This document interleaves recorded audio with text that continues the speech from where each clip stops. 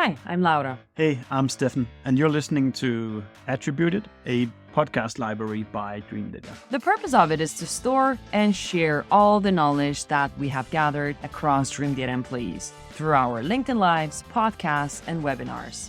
The typical topics you'll find here can be stuff like marketing, Sales, B2B ads, operations, social selling maybe. Hello, good morning and Good good afternoon, morning. everyone. This is amazing because I'm able to see good morning to you too, right from New York.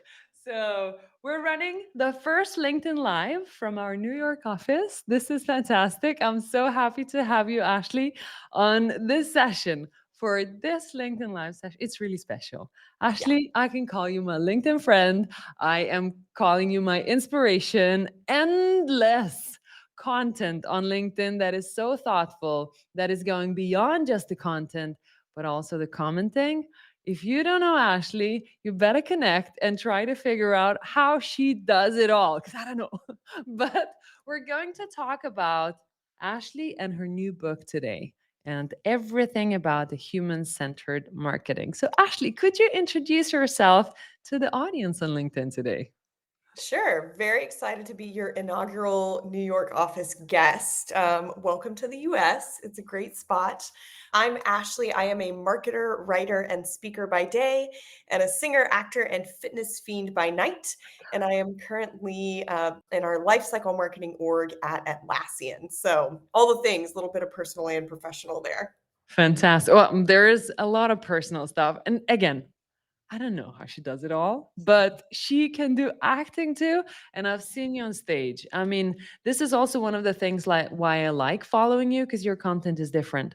Your content both is very professional for marketers, but also empowering other people to understand what's working on stage as well. So you better follow Ashley, because we're not going to talk about stage performances today. We're going to talk about marketing, the human-centered marketing. Everything is just so AI nowadays. We had a dinner yesterday with Elena Vandenberg from Chili Piper, and that was one of the topics that we've discussed. Now when AI is taking over, what can we do that we stand out? Because all of us can use AI. We can be everywhere at the same time and nowhere at the same time.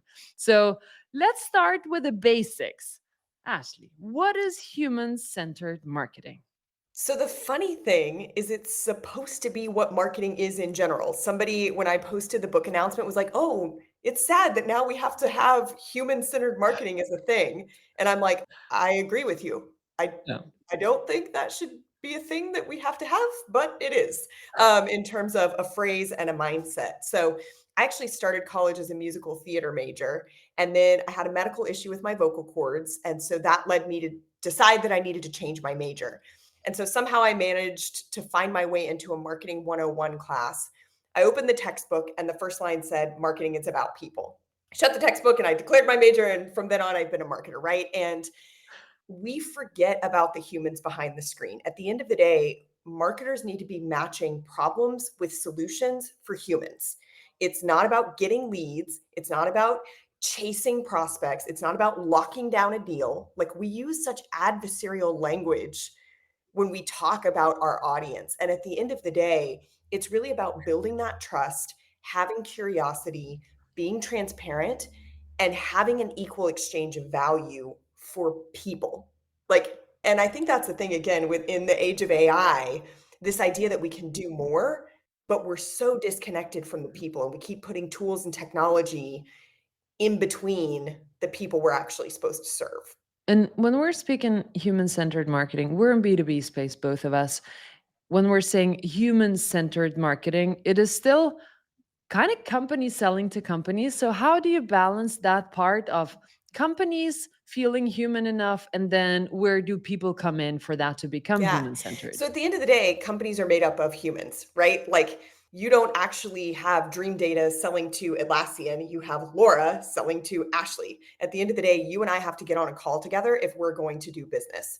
And it's funny, Yeah. I actually saw, I think it was Jen Allen Newth was talking about this idea that we're replacing sellers with AI, like this concept of the AI BDR, the AI SDR.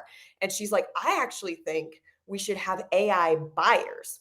we should let AI do all of the research before bringing in the humans. And I actually love that flip where the humans tell the Yeah. AI, here's all the problems we have, here's our pain points, go out there, cull through all of the information that we don't actually need to know that doesn't match our criteria. And then when it comes time to buy, two humans get on the call, not automate Yes. all of this cold outreach and put an AI at the beginning of the process, right? Like it's kind of backwards. So Yeah. I think that's the first thing is remembering that humans are the ones that make up the companies. Companies don't exist by themselves. Yeah. They have humans.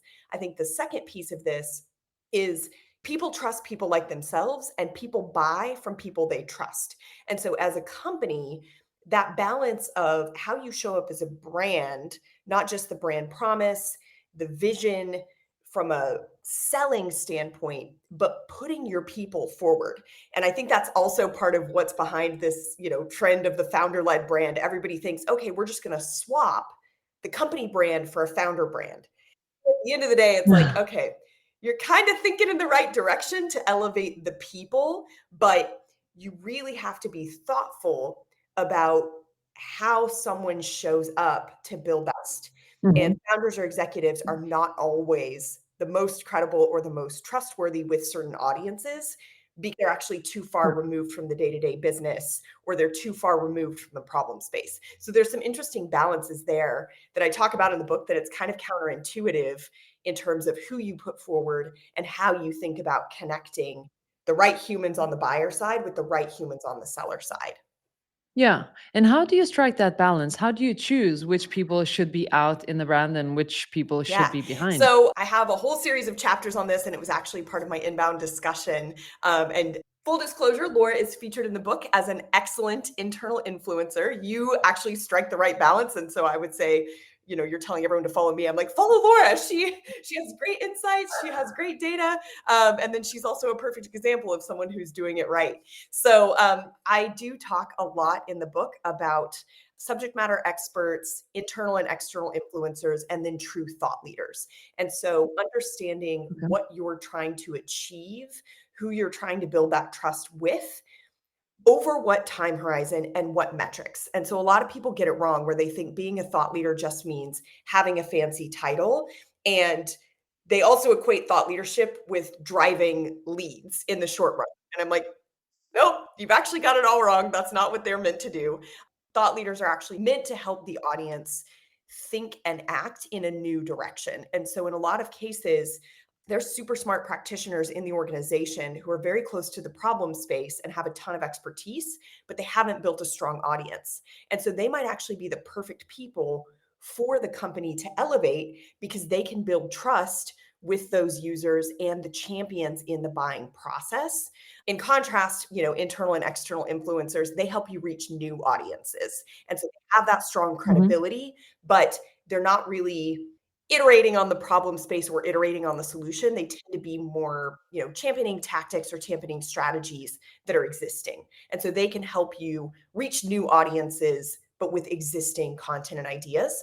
And then subject matter experts, Mhm. they have that deep credibility, particularly with peers in their level. And so they're great for things like editorial contributions, demos. A lot of these folks, and again, I know you and I sit in SaaS. So a lot of these folks sit in your solution engineering organization or your customer success organization. They don't really want to build a huge external audience, but they're actually great one-on-one with customers. They like to do demos, they can do sales training. Mm. So as you think through who to elevate, that question of which problems are you trying to solve in the marketing mix? What types of audiences are you trying to reach? And are the problems, core existing problems, or are they new problems and new solutions? That's how you think about matching those different types of creators with the different types of problems. Yeah, there's so much to unpack. There are a couple of things. So, time perspective is interesting for me to discuss because you mentioned what is it and when do you want to achieve it when you build that type of a strategy, but also how does it tie in into the whole marketing mix when you're trying to just start it off? So, what to expect time wise, and when is the right time to add in those various people to get your marketing being more human Yeah. centered? I mean, I would say right from the beginning, you need to be focused on human-centered marketing. So from a core principle and like first principles mindset, it's about trust. And I really love the work, and I do cite this work in the book from Frances Frey. She's a researcher at Harvard, and she talks about the three elements: logic, empathy, and authenticity. Those are the key elements of trust. And so logic is, is your judgment sound? Do people trust you to make the right decisions? Do they think you know what you're talking about? Authenticity is the feeling that people can see and experience the real you. And then empathy is the sense that you care about the outcomes for the other person and that you want what's best for the other person. And so if we think about that from a marketing perspective, it's not, I want to sell you something. It's not, I have a revenue goal. Therefore, I'm going to tell you what I think you need to hear, and I'm going to do things that only benefit me. So if we think about this again in your space from an attribution perspective, we all know that nobody goes on a linear journey right down a funnel, right? So this idea that I'm going to force you into owned properties because it's easier for me to track so that I can meet my lead quota and I can hit my number, right? None of that is human-centered. All of that is technology-centered. It's about cookies and tracking pixels and spreadsheets and dashboards. Nowhere in there is there a human, right? So if we go back to that, those core elements of trust, I need to demonstrate that I understand your problem. I need to show you that my solution actually solves your problem. If my solution doesn't solve your problem, or you don't actually have the problem, me badgering you and harassing you until you finally are like, oh, fine, I'll take the meeting, or fine, I'll buy the stupid product. That doesn't serve anyone, right? And so that damages the, empathy and authenticity, and it damages the trust. And then it also damages the logic, because now you think I don't know what I'm talking about because I've actually mismatched the problem and solution, right? So all the way around, this idea that we can kind of force people into buying or trick people into buying goes back to that core issue where you're missing the trust, and goes back to that core issue where you're not focusing on what's best for the humans behind the screen because you're chasing your lead spreadsheets or your revenue dashboards. Yeah. And in that type of content building, how far off your actual core problem you're solving can you go? Because your problem, and just let me get you into this funnel because you care about attribution, is just so narrow, because more or less no marketers we speak with are looking for an attribution solution, but they're looking to solve some other problems that are really, really close. But how far off would you go with your content to cover and become a little bit more human centric to show that you're solving similar problems? So I think this goes back to one of a couple of tactical things I talk about in the book. Two in particular. One is content depths. So addressing the core of your ideas at the conceptual, strategic, and tactical level. And what I find is that a lot of people are very focused on creating tactical by intent content. So this is the other piece of it, is intent. So there's trust or affinity intent, buy intent, use intent, help intent, and then true learn intent. And so what I find is that most people are so focused on creating basically tactical buy intent content or tactical use intent content. So your problem is you can't track the customer journey. Therefore, you can use Dreamdata in these 5 ways to track the customer journey, right? And it's like, thank you, but I fundamentally don't understand why my attribution model is broken, right? Oh, okay. You need to pop all the way up to the strategic or conceptual level, and true learn intent content, where we think more holistically about audience journeys and metrics and attribution in general, right? So once you start looking at how you can match those things, you'll start to see that you can come up with a program that's not, it would be very random to suddenly start talking about, how to water your garden, like plants that you can winterize, right? It's like, what, that has nothing to do with anything, right? But I do think that you can bring in elements, other places where you measure, right? So for example, I tend to use a fitness analogy in this case. Somebody else, I think it was Sam Queenley, talked about basically from an attribution perspective. He also is very into fitness. And he was like, it's kind of like asking a personal trainer, like which bicep curl, like literally which rep made you fit. Like no one would measure it that way, right? And so it's kind of the same thing in the audience journey. Literally, exactly which LinkedIn ad is the one that, converted this person, right? So you can bring in those elements. I also talk a lot about baking and, how baking relates to content strategy and the audience journey. So you can bring in those elements and not in the awkward, like, I got engaged this weekend. Here's what it taught me about B2B marketing. It's like, it's too much, Yeah. So you do have to experiment a little bit. And I think this is where that authenticity piece of the trust equation comes in. It feels authentic for me to talk about fitness and equating, fitness with Yeah. content depths or fitness with the audience journey. It feels authentic for me to talk about baking and the idea of having the right ingredients as you think about building the playground, not a funnel to Yeah. track the audience journey, right? So it is hard to find the balance. There's not a specific, do these 5 things and here it is. But the content depths and matching those with the intent, I think helps give you that shape of how far off from the core problem you can get. And it's like you can do conceptual learn intent content, or you can do strategic trust intent content, not just tactical buy intent or tactical use intent content. Love that. I like that because it goes through different layers as well of how and what type of content you're creating.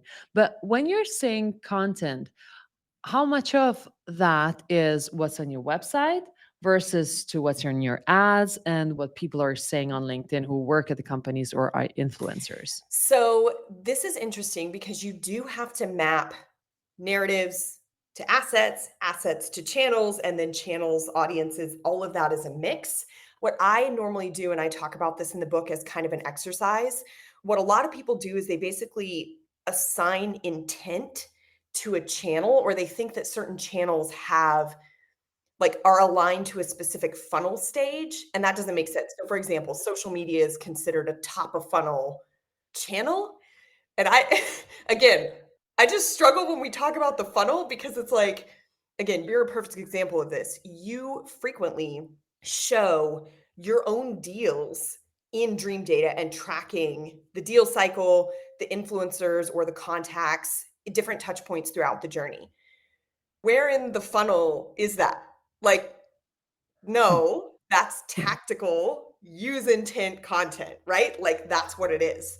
So I think a lot of people get confused because they basically try to match, they just say like, oh, the blog is for top of funnel, or, with the exception of something like a product tour where it's buy intent content, that is what it is. But channels don't inherently have an intent. Content does not inherently have an intent. We as marketers put an intent on each asset and in each channel, and you can mix and match Yeah. those channels. So the big thing is to go and look at what your audience is doing. Is your audience consuming tactical use intent content on YouTube? Great. Orient your Mhm. YouTube channel towards that. Is your audience consuming conceptual learn intent content or strategic learn intent content on your website? Orient your landing pages toward that. So a perfect example, Atlassian has a team playbook. We're all about collaboration, teamwork, communication, better ways of working. So the team playbook actually includes conceptual, strategic, and tactical, I would say, learn intent and use intent content. Regardless of whether or not you buy our products, we do have tutorials and templates that use our products as part of the playbook, but you cannot buy any of our products or use any of our products, and you can still get value from that playbook. So as an example, there's the DAISY. So it stands for driver, approver, contributor, and informed. And it's basically a decision model. So you know who owns the project, who has to be included, who actually approves it. That would be something that I would call like tactical use intent content. It's a play you should be running. In contrast, the health monitor, that would be kind of conceptual or strategic level content where you can run this play to understand the baseline health of your team across a bunch of different attributes. Again, we have Confluence templates for both of those, but you don't have to use Confluence to get value from those. Mhm. So the playbook is ungated. It's not considered lead gen in the traditional way that marketers think of it, but it gives us a way to build that trust, helps people think of us from a brand perspective and also influences how they think about how they work. It's true learn and take content. They can Yeah. share it, they can use it, etc. But they don't necessarily have to buy. So that's an example of something where you think about, matching what the audience is looking for with the intent of the asset and how it shows up in each channel. Yeah, I have an example from our own usage of understanding which content lands in which pipeline stage. You can definitely map that. But the problem is that it can also split out and figure out, as you're saying, some of your thought leader content might be useful for clients to be closed as new business deals as well in that stage, if you were to try to put them into the funnel. But our example was when we started looking into our content journeys, which means which URLs literally have helped clients either to come top of funnel, become SQLs, become new business. And we always thought that our community button at the very end of the page is user based, that is for clients or for companies that are in active trial with Dreamdata. And then our review of our content showed that actually pretty much top of funnel in the middle between MQL and SQL, that's where people go click the community button and either log in or check out. It's like, okay, they've got a community. There is some contribution to that. We will have help as well. So what we did out of that, actively took that button up on the page because it seems like people care about it. So it is a balance for sure to figure out what's actually working and what you think is a part of top of funnel might not be. Well, and when we talk about pricing, for example, pricing is traditionally considered a bottom of funnel or a purchase level conversation.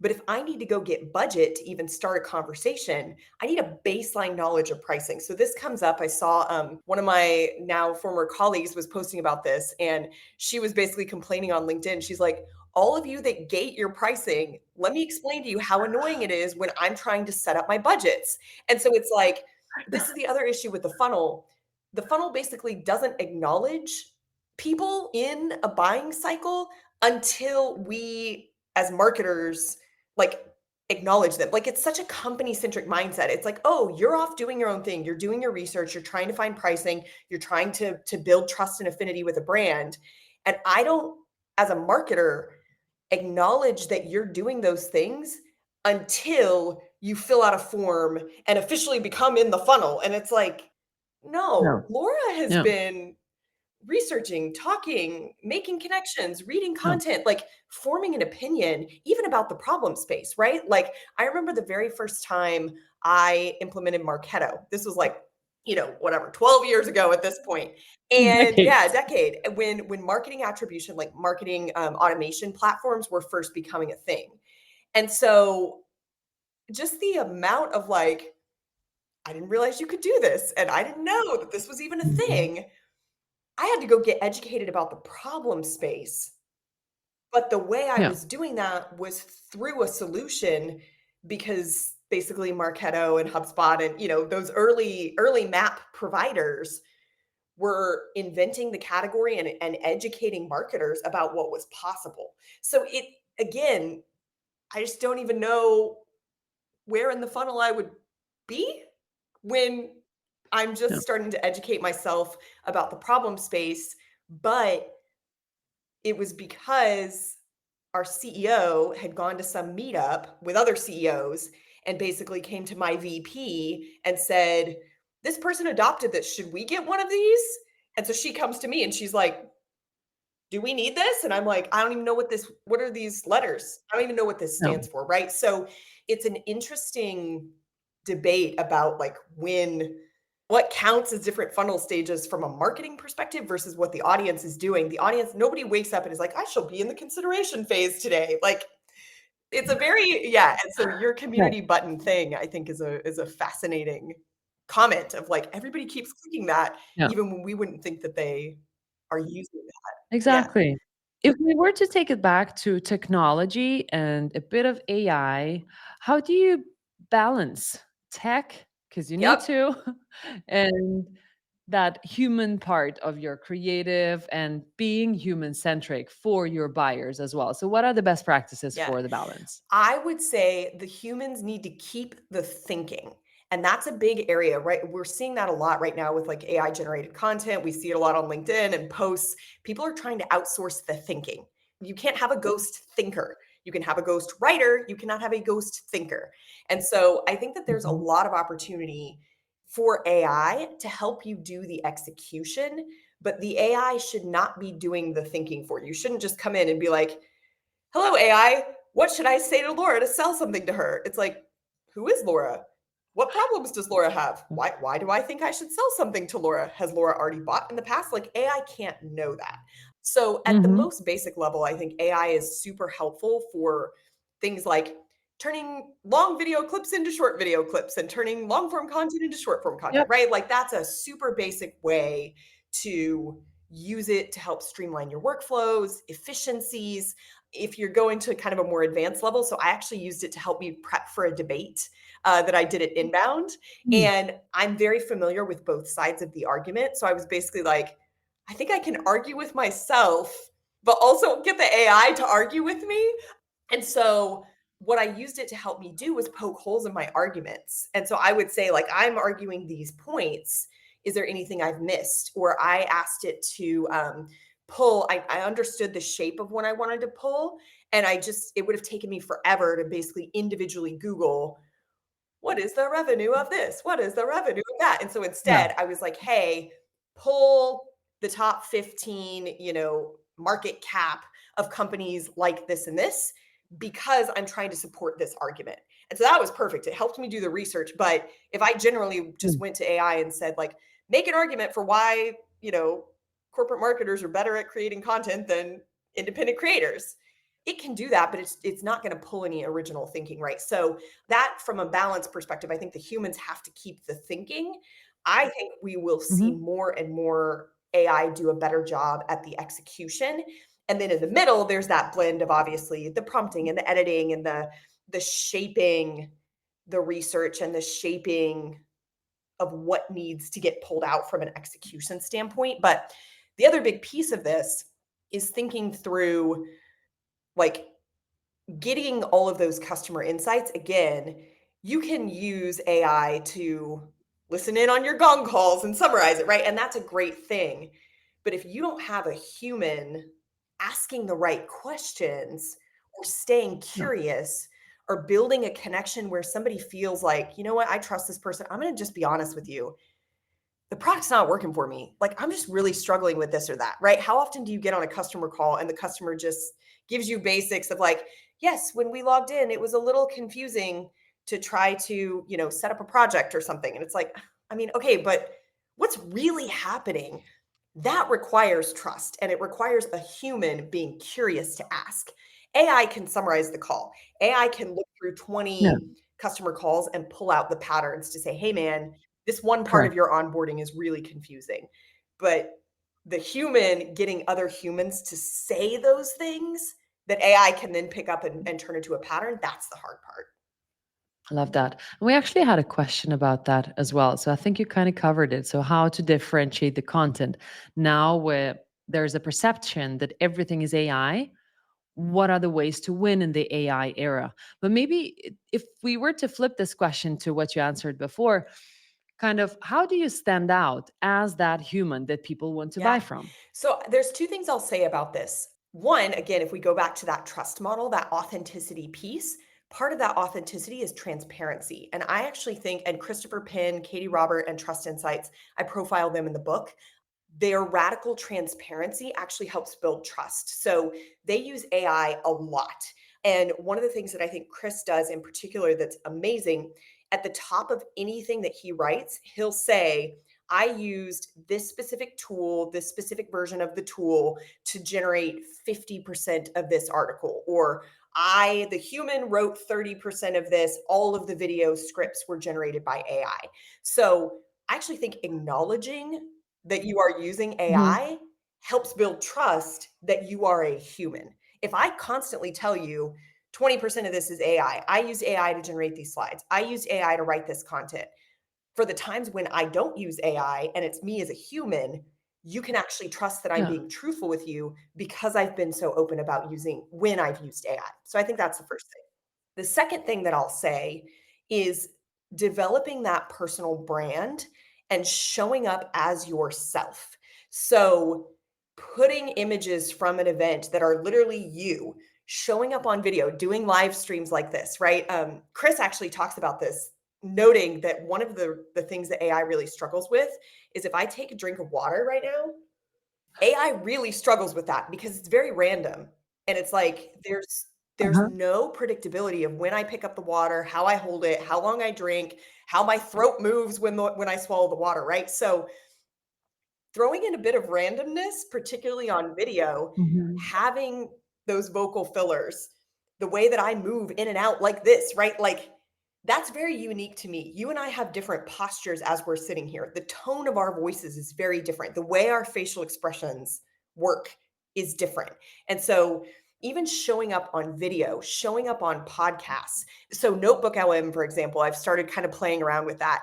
And it's so fascinating because it's AI generated human voices. And on one hand, they actually sound really good.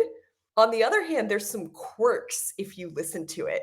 So, for example, you reacting, the way that you reacted to me talking, you were sitting back, you were nodding. Now you've leaned forward and you're smiling. Vocally, humans will say things like, mm-hmm, oh, right. Uh-huh. Like we vocalize when we talk. So the Notebook LM has like patternized that. And so they end up with this, they'll do it in the ones that I've listened to.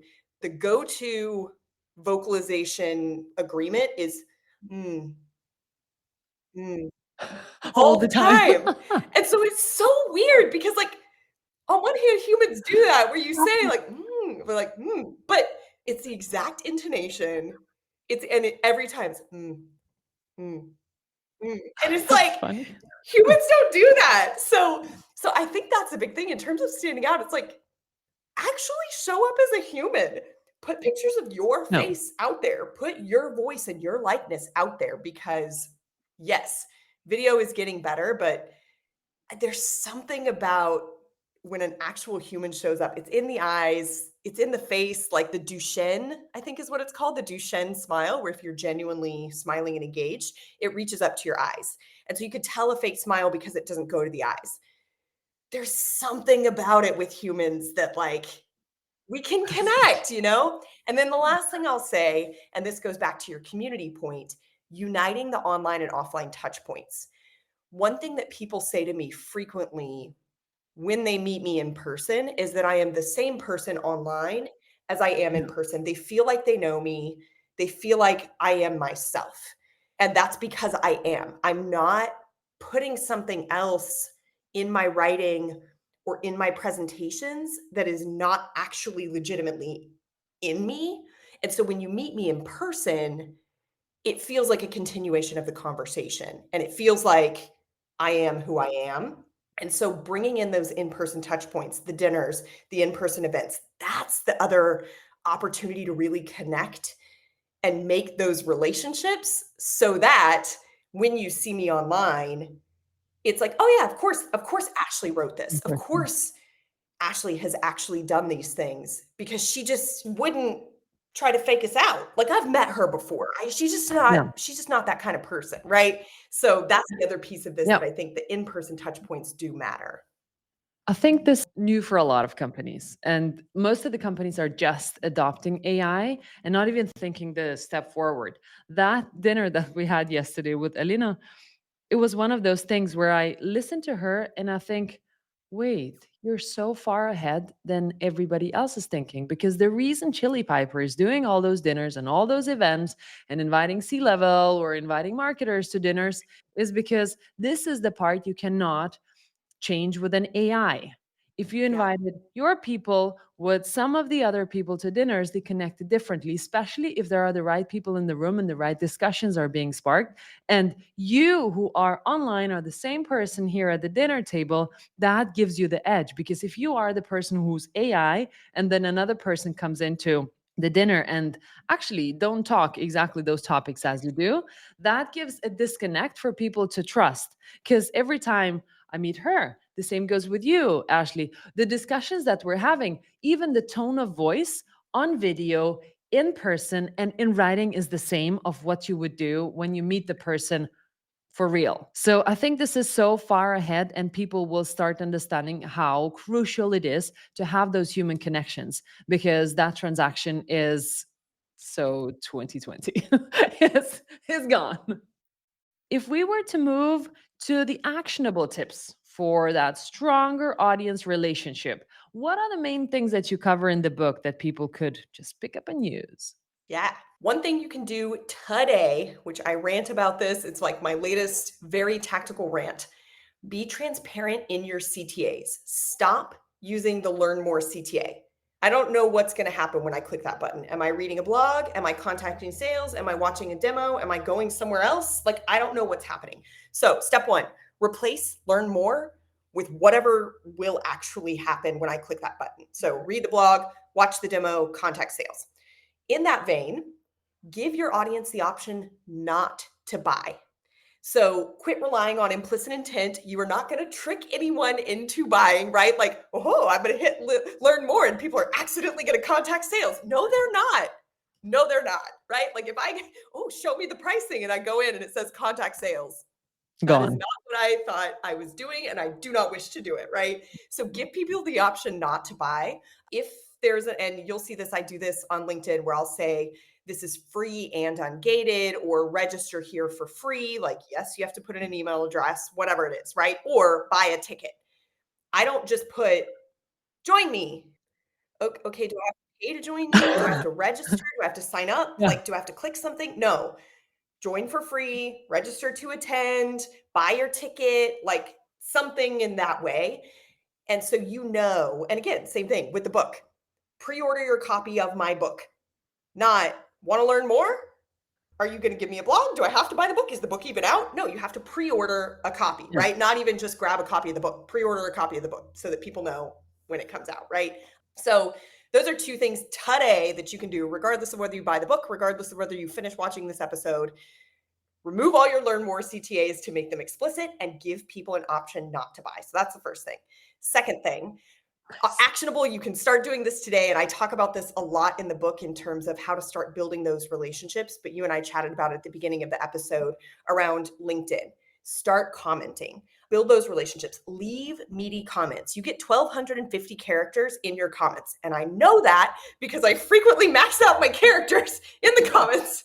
So I do know exactly how many characters you get, which is a very nerdy thing for me to know. But leave comments, actually share a point of view. You don't have to come out with the smartest thing. You can give examples. So, Laura does this very well. She did it on the episode where she was like, yeah, I'll give an example of something that we mismatched where we thought the community was a, bottom of funnel or a retention element in the funnel, but instead we found out that it's actually something more in the, if we're mapping it in the consideration phase or top of funnel. So when I talk about the funnel and where community fits in the funnel, Laura could then comment on my post and say, funny enough, we actually saw the same thing, that it's not a post-purchase or a retention aspect or tactic. It's something that can be used throughout the audience journey. That's a perfect comment for her to leave, and builds on my comment, helps us build a relationship that we think the same. So comment on LinkedIn. If you need help doing that, ping me. I actually just wrote a post with a bunch of examples, so I'll send you the carousel. So that's something that you Right. can do today. From a larger perspective, I talk a lot in the book. There's 3 key frameworks. The playground framework, so mapping the audience journey and creating an audience journey as a playground instead of mapping it to a funnel. The social media spectrum, which really helps you think about how you're showing up both as a brand and as humans on the brand, behind the brand on social media.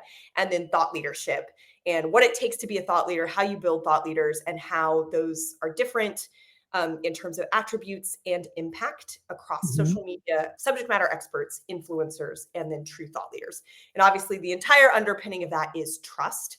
Again, the thing you can start doing today, shifting that mindset to building long-term trust, affinity, and relationships, not just focusing on short-term transactions. So those are super nitty-gritty things you can do today, regardless of whether you buy the book. And then obviously, if you buy the book, there's a bunch more strategies and frameworks to help you think more holistically about your long-term marketing mix and strategy. Yeah. Oh, that sounds like a lot of work put into the actual book. Ashley, where can people get the book? Yeah, so the book is available for pre-order on Amazon. It is also available from the publisher's website, Kogan Page, Kogan, and then space Page. I did not anticipate how hard it would be to spell that off the top of my head. It's an Easier to Amazon. type, but yes, you can get the book on Amazon. It's also, again, if you search, it's on Barnes & Noble, etc. But yeah, Amazon and then the Kogan Page website is the place to go. Is it released already, or is it a wait list to get the book? So you can pre-order it. It will come out in May. So the digital version will be available May 3rd, and then physical copies will be shipped out May 27th. So yep, pre-order now, and then you'll receive your copy either digital or physically in May. Fantastic. I'm looking forward to it. It's I'm so looking forward to exciting. it too. And I will say, obviously, Laura is featured, so you will have your own copy that is signed, and you can literally point to your lovely name in the book. So if you want to learn from smart people like Laura, Oh, this is so fun. I've never been featured in a book. So this is new. This is fantastic. And it's so much work, Ashley. It's like writing a book. It's one of the hardest things. It's like growing up a baby, more or less. Before we go away and say goodbye to everybody, we had a comment in the chat from D, which I want to pull up. And I'm not sure if you still want to talk about this or yet want to talk about this, but he's commenting that Ashley's going to be on the next season of Drive to Survive. So get ready for some F1 based content. What's that? So for the folks who did not see the exciting Atlassian announcement yesterday, we are now an official title sponsor and partner with Williams Racing. So both from a technology standpoint and from a practices standpoint, we are helping them with their transformation. So D is actually manifesting this Drive to Survive appearance. I am not going to be, this is like the one takeaway. Everyone's like, Ashley's going to be on TV. And I'm like, guys, You'd be I good. am not a very good driver. Funny enough, I do ride motorcycles and my motorcycle skills are mediocre at best. But my husband keeps trying to tell me that I need to go to the motorcycle track to improve my cornering skills. Okay. So D, on one hand, you're manifesting real hard. The rumors are not true. I will not be on Drive to Survive. On the other hand, I do have some skills that could be transferable if Atlassian needs someone to really step up, and partner with the Williams Racing drivers. But yeah, Atlassian is taking a big step with the F1 team. But so far, I will not be participating in that beyond championing the amazing work that my colleagues and the Williams Racers team are driving. This is so exciting. All this, but for Atlassian, but I could see you do that. That could I be know. fun. Do you know what's funny? So again, I mean, pit racers, when you talk about things that are on brand, and I'll circle it all the way back to your, like, how far off the problem can you get, right? Uh-huh. We are the teamwork brand. Our stock ticker is team. Our mission is to unleash the potential of every team. And on one hand, you might think like, oh, sponsoring, F1 or doing an F1 partnership, like, what does that have to do with teamwork? And I'm like, have you seen pit crews? Like, that is the epitome of communication, collaboration, proper process, like having the right tools for the right job. I mean, it's almost too on the nose, which Yep. I love. Everyone internally was like, this is the best thing ever. So yeah, it's very exciting. It's very on brand, and it does dovetail very closely with the how far off the problem can you get. It's like, find those moments of excitement and speed that do happen to dovetail perfectly with your message. Very nice. Ashley, if people wanted to follow you, of course, LinkedIn, but LinkedIn. do you do content anywhere else besides your book and LinkedIn? If that was not enough, but how can people contact you? Primarily LinkedIn is the place. I do write, I do podcasts, I do speak at conferences, etc. But pretty much all of that content, both from a recap standpoint and a promotion standpoint, ends up on LinkedIn. Fantastic. Everybody, go follow Ashley. Thank you so much for attending. If you've got any questions or want to pre-order the book, want to find it, whatever, reach out to Ashley on LinkedIn or me. I'll help you out to find her in case you can't. Thank you so much for the session. It was really, really good. Can't wait for the book. Thank you. Well, thank you for having me. And yeah, I can't wait to see more episodes from the New York office. Thank you so much, everyone. We hope you like listening to us. Subscribe to our podcast and the ones that we have been guests on. And if you have any feedback for us, just do let us know. And should there be a guest that you think we should be talking to, then pitch us. We're looking forward to seeing you.